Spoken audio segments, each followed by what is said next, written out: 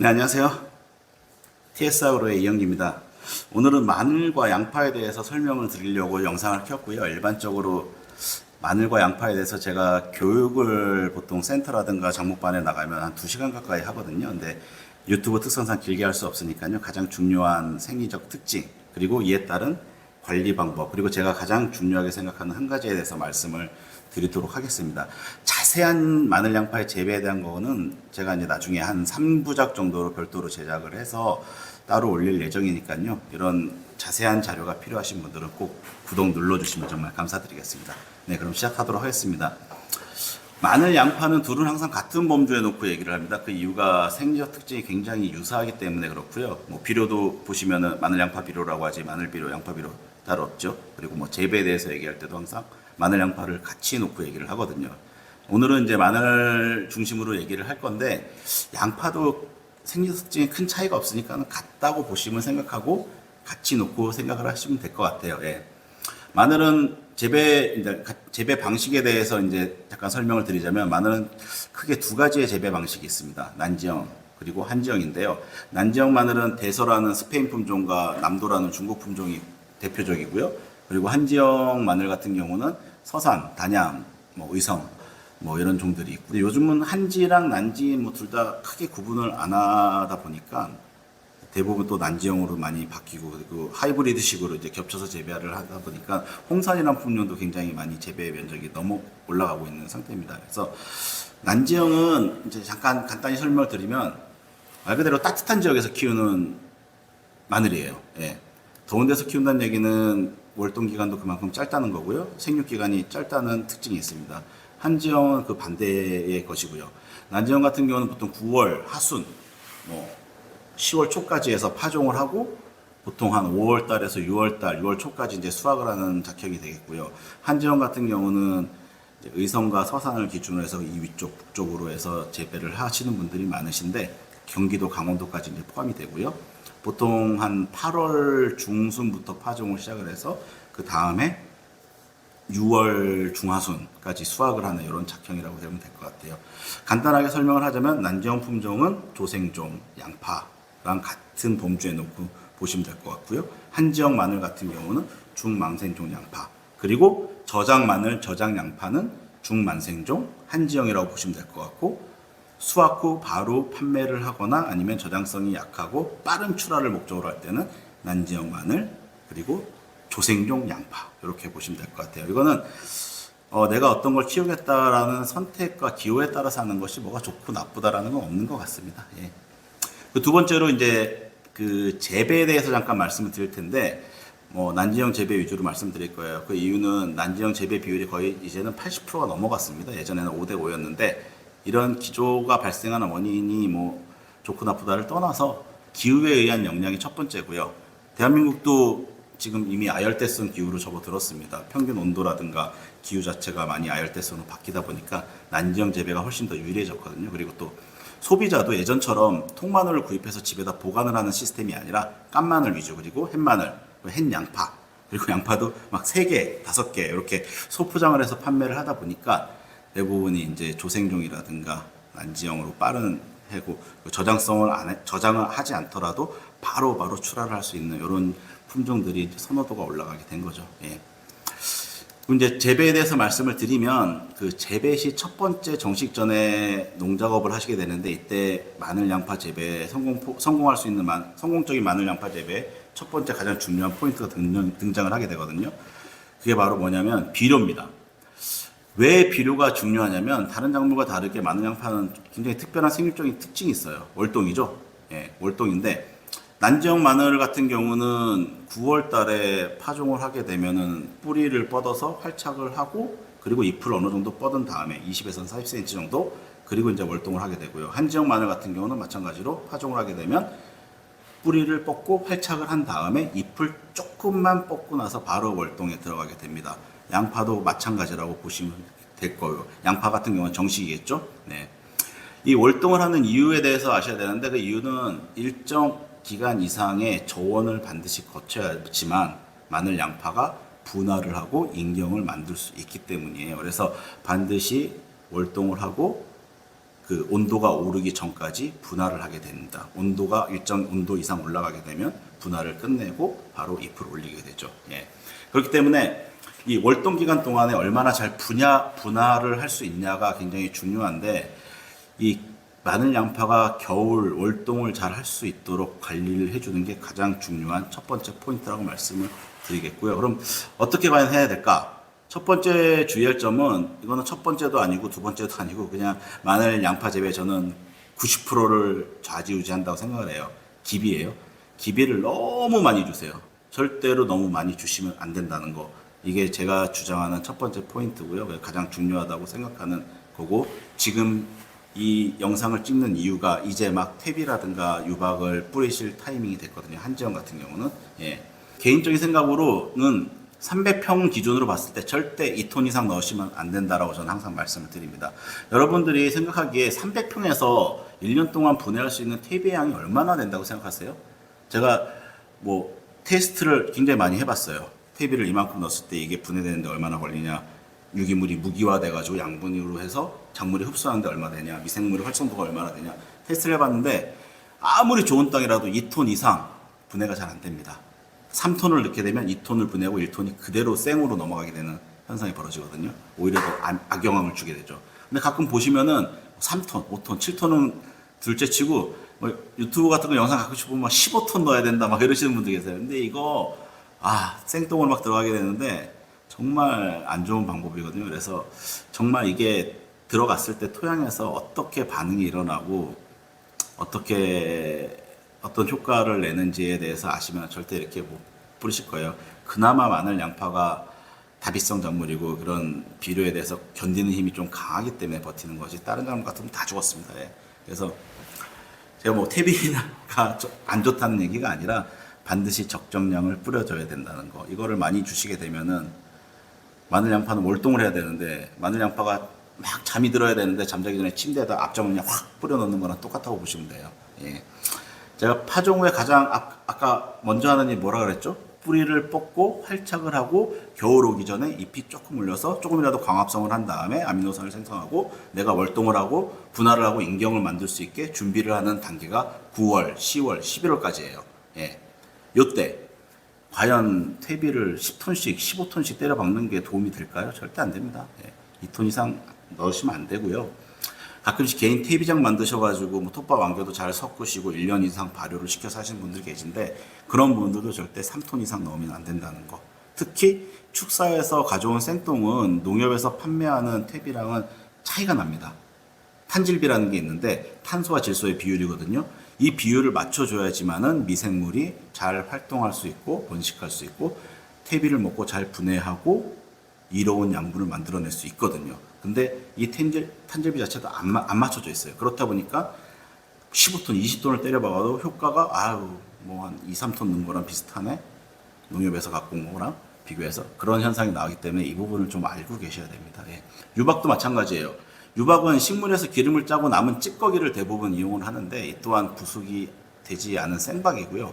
땅속에서 가스를 굉장히 많이 발생을 합니다. 퇴비 유박을 기준치보다 다량 넣게 되면 월동 전에 활착을 하고 겨울을 날 준비를 하는 작물에게는 굉장히 치명타가 되니까 이 부분을 반드시 명심해 주시면 좋을 것 같아요. 저는 개인적으로 300평당 퇴비 2톤에 20일 복합 3포 정도가 가장 적당하다고 여러분들한테 말씀을 드리고 추천합니다. 뭐 마늘 양파 전용 비료 밑거름을 기비를 따로 쓰시는 분들은 한 5포?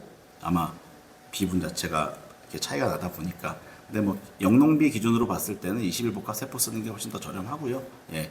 퇴비 대신에 유박을 쓰신다 하시는 분들은 300평당 10포를 넘지 않으셨으면 좋겠어요. 그 한계치가 제가 테스트를 해본 결과로는 300평에 한 10포 이상 들어가게 되면 마찬가지로 좀 문제가 되더라고요. 예.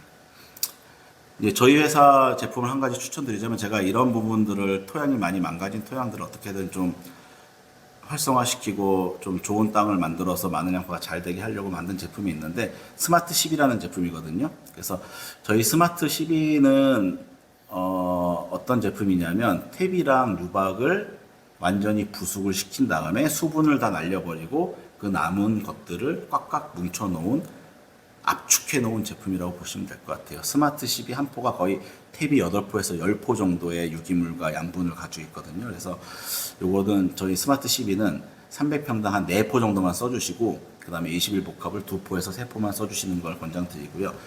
내 토질이 너무 안 좋아. 그동안 너무 많이 망가졌어. 진 땅이야. 물도 잘 안 빠져. 개량이 필요해. 이러신 분들은 이번에 새로 나온 올인원 바이오차라는 제품이 있거든요.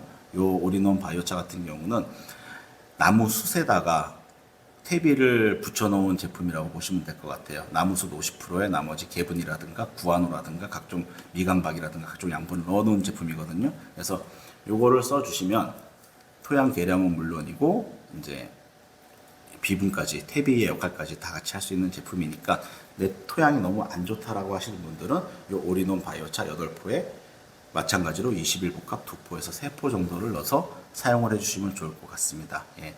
저희가 21복합을 대체하는 이제 화학 비료도 따로 만들고 있는데요. 저희는 일반적인 비료보다는 완효성 비료를 만들어서 그 다음에 봄에 겨울에 땅이 꽝꽝 얼어 있는데 추비 주시거나 이런 번거로움을 좀 해결해 드리고자 완효성 비료를 만들고 있고요. 내년쯤에 출시를 할 것 같아요.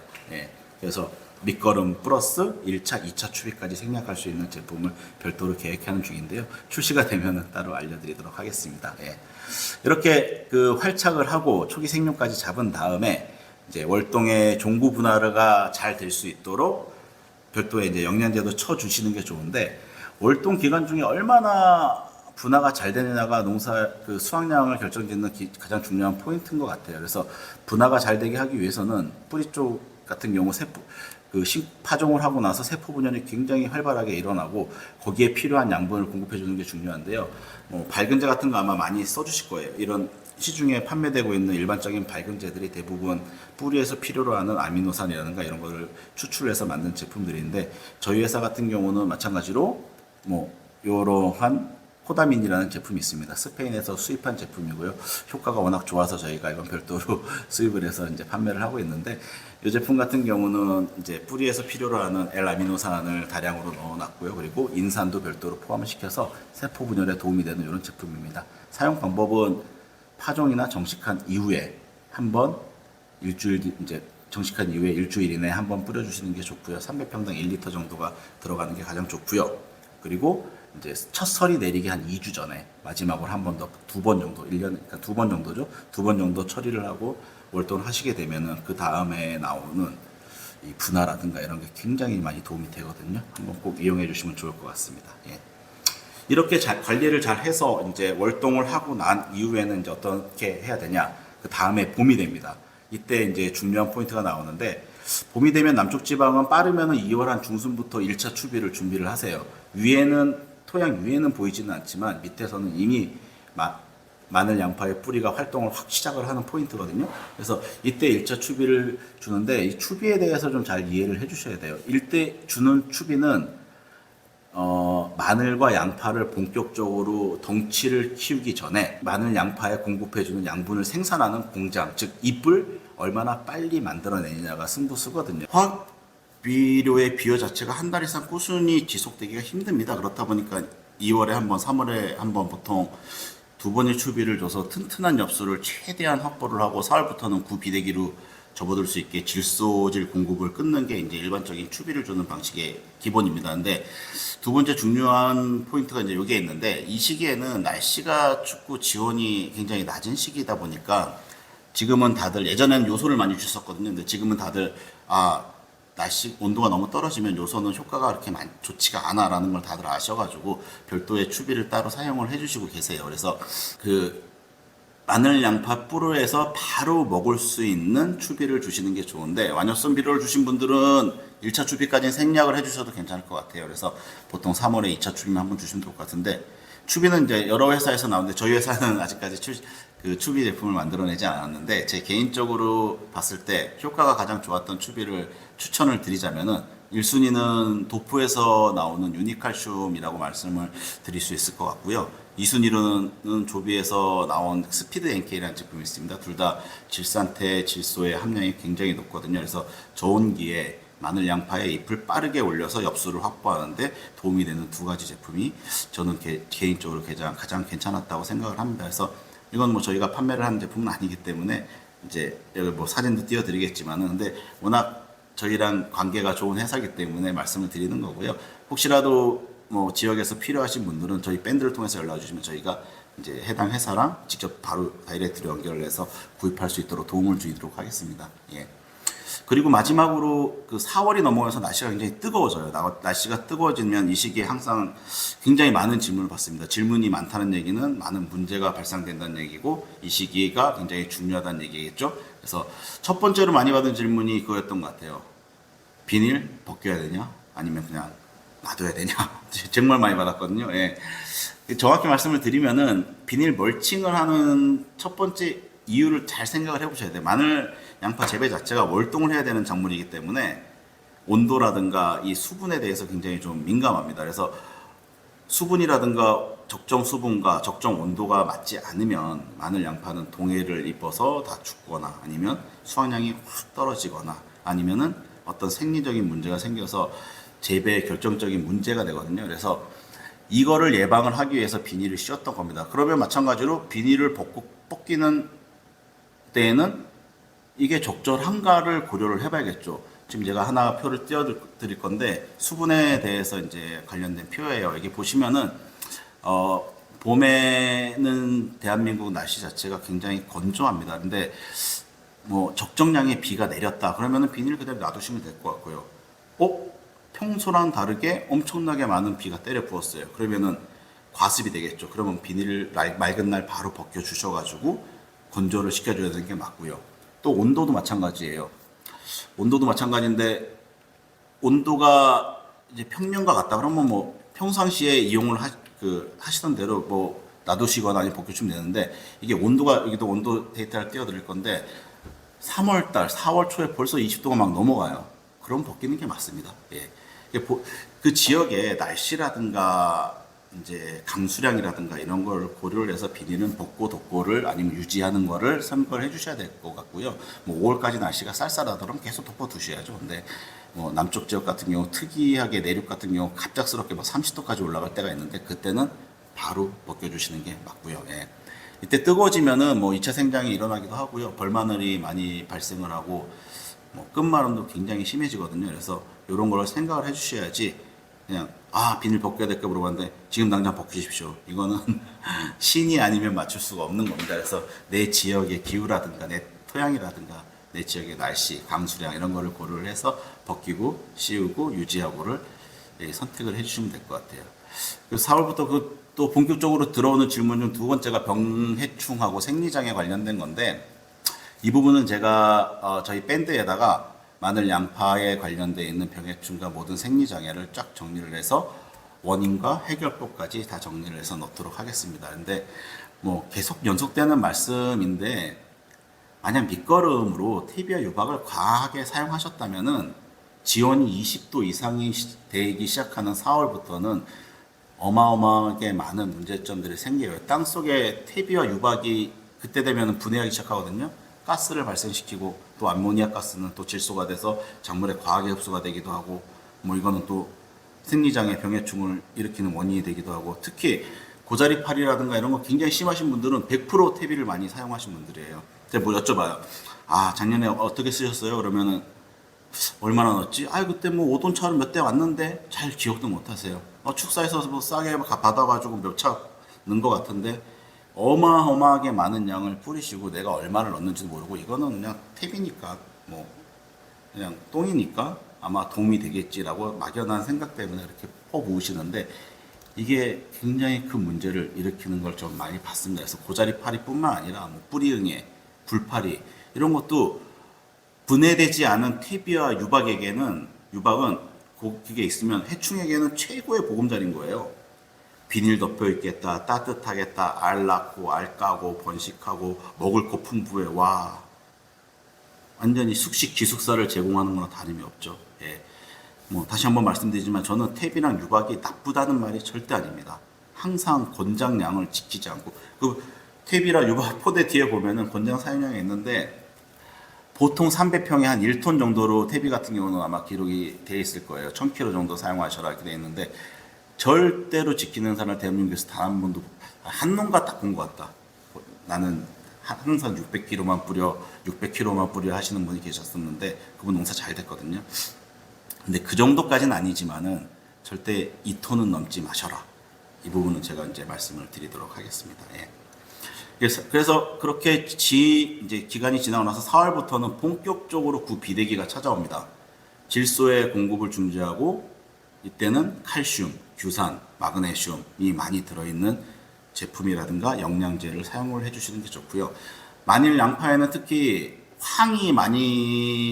황을 반드시 필요로 하는 메테오닌이나 시스테인 같은 그 필수 아미노산이 있어요. 다량이 있기 때문에 황도 같이 공급을 해주시면 아마 제가 생각하기에 쭉 이렇게까지 왔다면 품질도 1등, 수확량도 1등, 저장성도 1등 이런 마늘 양파를 재배할 수 있을까 감히 생각을 해봅니다. 예.